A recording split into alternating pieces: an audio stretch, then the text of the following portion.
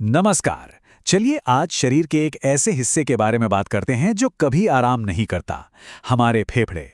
ये वो खामोश हीरो हैं जो हर पल काम करते रहते हैं और जिनके बिना जिंदगी की कल्पना भी नहीं की जा सकती।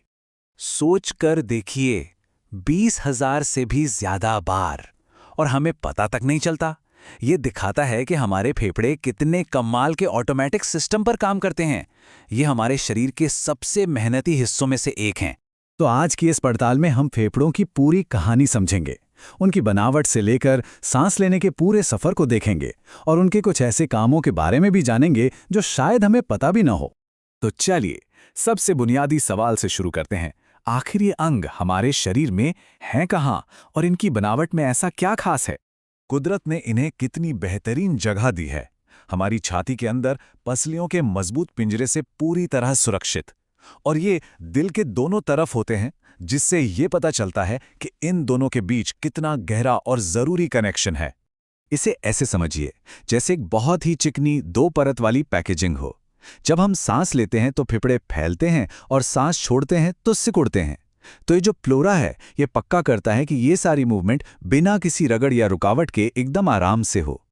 और ये भी एक कमाल की बात है कि हमारे दोनों फेफड़े एक जैसे बिल्कुल नहीं है। जो बायां फेफड़ा है वो थोड़ा छोटा होता है। जानते हैं क्यों? क्योंकि उसे हमारे दिल के लिए जगह बनानी पड़ती है। ये शरीर के डिजाइन का एक बेहतरीन उदाहरण है कि कैसे हर अंग एक दूसरे के साथ तालमेल बिठाकर काम करता है। तो अब जब हम ये जान गए हैं कि फेफड़े कहाँ हैं, तो चलिए हवा के साथ साथ चलते हैं और देखते हैं कि जब हम सांस लेते हैं तो उस हवा का हमारे शरीर के अंदर का सफर कैसा होता है। ये वाकई एक जबरदस्त यात्रा है। इस पूरे रास्ते को ना एक उल्टे पेड़ की तरह सोचिए। श्वासन नली यानी हमारी सांस की नली वो है पेड़ का तना। फिर ये तना 2 मोटी शाखाओं में बंट जाता है जिन्हें ब्रोंकाई कहते हैं, और फिर ये शाखाएं आगे जाकर पतली और पतली टहनियों में बंटती चली जाती हैं। सांस अंदर लेना ये एक एक्टिव प्रोसेस है, मतलब इसके लिए मेहनत लगती है। हमारे फेफड़ों के ठीक नीचे एक बड़ी सी मसल होती है जिसे डायाफ्राम कहते हैं। जब ये नीचे की तरफ सिकुड़ती है तो छाती में एक वैक्यूम सा बनता है जो हवा को जबरदस्ती अंदर खींच लेता है। अब सांस छोड़ने की प्रक्रिया इससे ठीक उलट है। आमतौर पर इसमें कोई मेहनत नहीं लगती। डायाफ्राम और दूसरी मसल्स बस रिलैक्स करती हैं। छाती का साइज अपने आप कम होता है और हवा बाहर निकल जाती है। एकदम सिंपल। और आपको पता है, हर एक नॉर्मल सांस में जब हम बस आराम से बैठे होते हैं तब भी करीब करीब आधा लीटर हवा अंदर जाती है और बाहर आती है। ये हर पल बिना रुके चलता रहता है। चलिए अब इस सफर के सबसे अहम मोड़ पर आते हैं, वो जगह जहां असली जादू होता है। यही वो पल है जो हमें जिंदा रखता है, जब हवा में मौजूद ऑक्सीजन हमारे खून में मिलती है और खून की कार्बन डाइऑक्साइड बाहर निकलती है। तो हवा अपनी यात्रा के आखिर में पहुंचती है इन लाखों छोटे छोटे हवा के थैलों तक। इन्हें एल्वियोलाई कहते हैं और ये देखने में अंगूर के छोटे छोटे गुच्छों जैसे लगते हैं। फेफड़ों का असली काम यही होता है। और इनका डिजाइन तो देखिए, कमाल का है। इनकी दीवारें इतनी पतली होती हैं कि गैसें आसानी से आर पार जा सके। इनके चारों तरफ खून की बारीक नसों का जाल बिछा होता है, और अगर इन सबको फैला दिया जाए तो ये एक टेनिस कोर्ट जितनी जगह घेर लेंगे।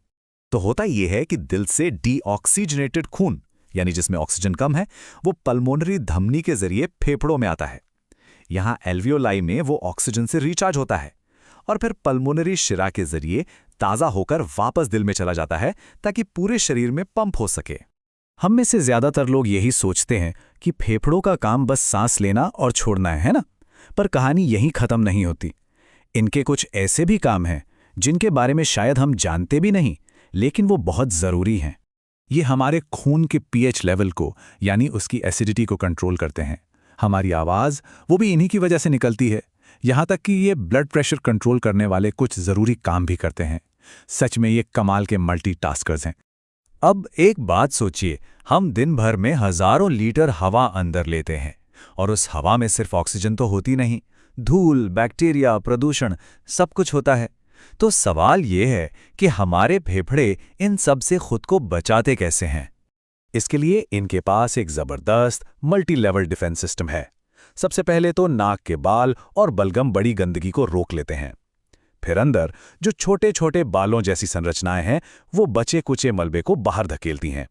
और अगर फिर भी कोई दुश्मन अंदर पहुंच जाए तो वहां खास सैन्य कोशिकाएं होती हैं जो उसे खत्म कर देती हैं। और ये बात इस पूरी चर्चा का सार है।